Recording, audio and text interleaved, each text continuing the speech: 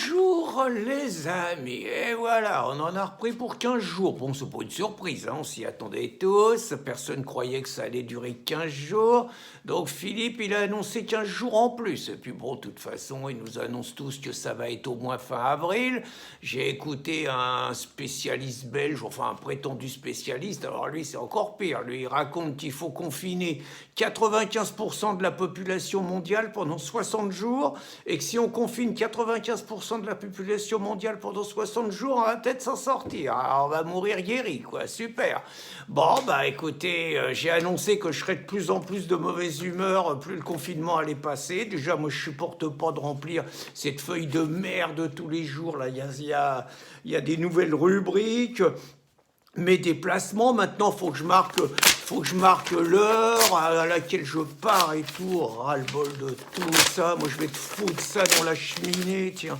Et voilà, tout ça, on est mauvaise humeur. On est dirigé par des tocards. On est dirigé par des tocards nuisibles, et pas seulement depuis Macron, hein, bien avant. Je me suis amusé à regarder quand même, parce qu'il y a un nommé Christophe Prudhomme. Le mec, il était porte-parole des urgentistes. Le gars, il a annoncé quand même que depuis 20 ans, ces connards, ces tocards, ils nous ont viré 100 000 lits d'hôpital, quand même, 100 000 lits d'hôpital. Alors je me suis amusé à regarder qui c'étaient les ministres de la Santé depuis 20 ans. Ah bah on a un bon palmarès. Martine Aubry, la grosse, défenseur de la viticulture française. Elisabeth Guigou, celle qui avait annoncé que si le non l'emportait au TCE en 2005, elle arrêtait la politique. Tu parles, belle parole de pub, ah, d'accord. Après, on a eu Fillon. Bon, on a eu Mattei, celui qui s'est fait choper en 2003 en train d'arroser ses fleurs pendant que les papys mouraient à l'hôpital. Même si je pense qu'il y a un peu un coup tordu de Pelux là-dessous. Mais enfin bon, Mattei, il n'a pas survécu à ça. Borloo, celui qui veut arroser de milliards les plans banlieue et qui avait annoncé qu'il arrêtait la politique. Je sais pas, il paraît qu'il était gravement malade et puis il voulait revenir avec Choupinet dans le plan banlieue, et lui aussi un grand amateur de la viticulture française. Douste Blasi. À Toulouse, il disait allez, Douste tout bib. Enfin bon, il n'a jamais soigné grand monde. En plus, il était plus ou moins mouillé dans une histoire au Maroc. On a raconté que sa compagne l'aurait chopé avec un petit garçon, tout ça. Bon, enfin, une histoire un peu compliquée. Alors, Marie-Josée Roy, oh putain, la mère d'Avignon, je crois. Alors elle, c'était une bonne aussi.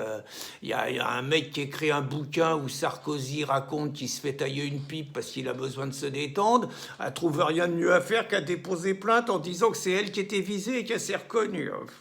Xavier Bertrand, le franc-mat qui a été élu président de la région avec les voix de la gauche et qui se rêve un destin national en 2022. Le mec qui a raconté qu'il a écouté sa fille de 11 ans et que quand il a écouté sa fille de 11 ans, il a compris que la planète était en danger. Elle était bien défendue avec ça. Roselyne Bachelot, c'est la grande vainqueur de l'opération. Tout le monde y en a mis plein la gueule parce qu'elle a commandé des trucs inutiles. Elle est réhabilitée. Bon, il n'empêche que c'est une nana qui a bouffé au râtelier de la politique toute sa vie et qui, maintenant qu'elle est reconvertie dans les médias, crache dessus.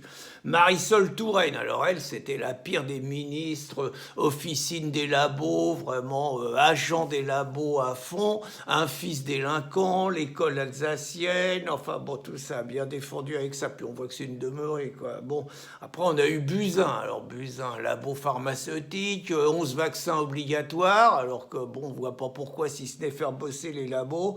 Puis maintenant, on a Véran. De toute façon, ben voilà, tout l'entourage, mais il n'y a pas que les mecs à Macron. Hein. Vous regardez, avant, on a élu qui? On a élu un Sarkozy. Élu, il fait une campagne de type Front National, il se fait traiter de facho, et comme il a envie d'être aimé par la gauche et qu'il se maque avec Carla Bruni, il nous sort deux trucs incroyables. Entre autres, il nous sort que le métissage, c'est obligatoire. Bah super. Et il nous fait la fin de la double peine. Autrement dit, c'est grâce à ce couillon, si toutes les racailles étrangères et tout, qu'on devrait virer dès qu'ils ont fait un délit après avoir été en tôle, on se les garde et qu'on s'en reprend. Après, on a eu l'autre blaireau de Hollande. Comment les Français ont pu voter pour un mec pareil? Enfin, une chiffre molle qui a jamais rien branlé de sa vie, un bon à rien, on ne sait pas comment il s'est retrouvé là.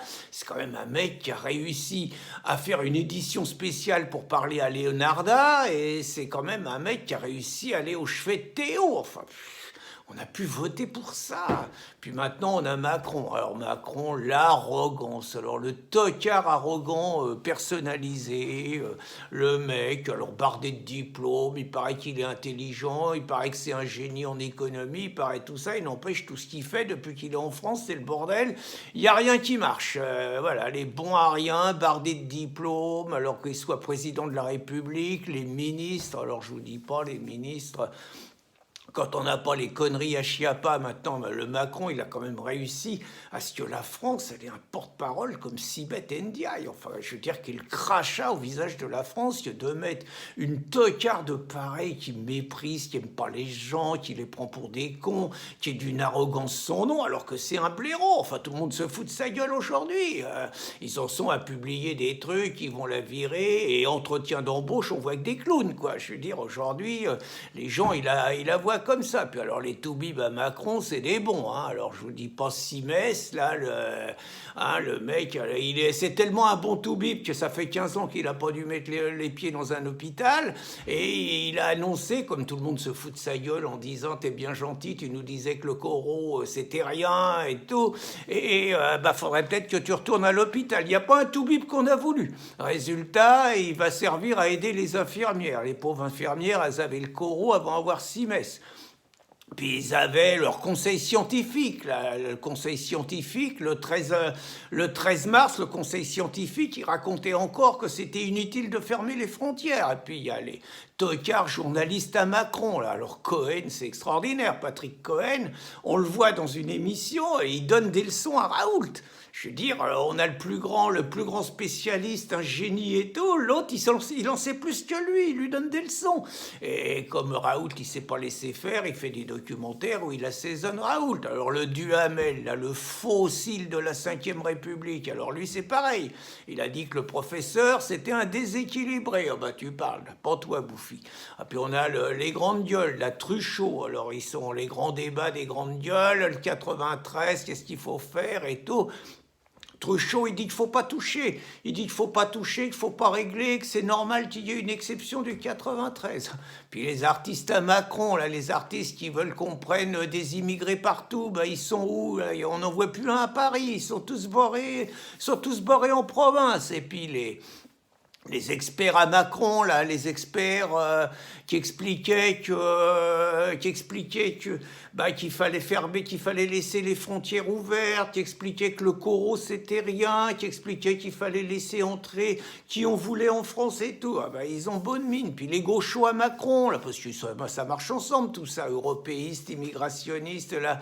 Vous êtes au courant, les petits mecs, ce qui s'est passé à Étampes, là vos petites racailles sympas, ils ont bombardé les pompiers, comme d'habitude, évidemment. Hein, c'est tellement drôle de bombarder les pompiers, sauf que les pompiers, ils allaient juste chercher un mec touché par le corot. Et comme ils n'ont pas pu passer, le mec, il est mort. Ça devrait faire la une de tous les canards, mais ça, personne n'en parle. Et puis les patrons à Macron, là, les descendants de Bouygues qui ont voulu nous coller toute l'immigration et tout, parce que ça allait faire baisser les prix. Serac qui disait qu'il fallait faire venir des migrants.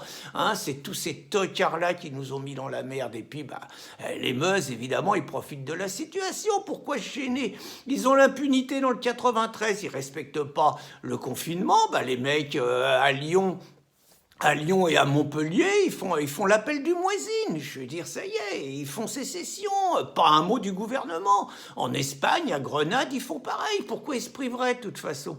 Finalement, les seuls qui ont été bons, en dehors de tous ces tocards, là, les seuls qui ont été bons, je suis désolé, c'est la mouvance patriote, c'est Marine, c'est Dupont-Aignan, c'est les journalistes comme Zemmour, comme Rioufol, comme Onfray, Elisabeth Lévy, de temps en temps, pas toujours, c'est tout. Moi, je veux qu'une chose, chose. Je veux dire, quand on va sortir de cette affaire, et j'espère que ça va pas être le Suisse qui a raison, là, quand on va sortir de cette affaire, moi je veux plus que ce soit Macron qui soit au pouvoir. On peut pas attendre 2022.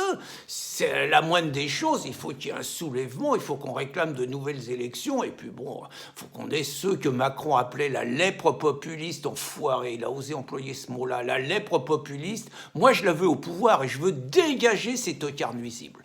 Et je vais être de plus en plus de mauvaise humeur et demain ça sera pire. Bonne journée les amis.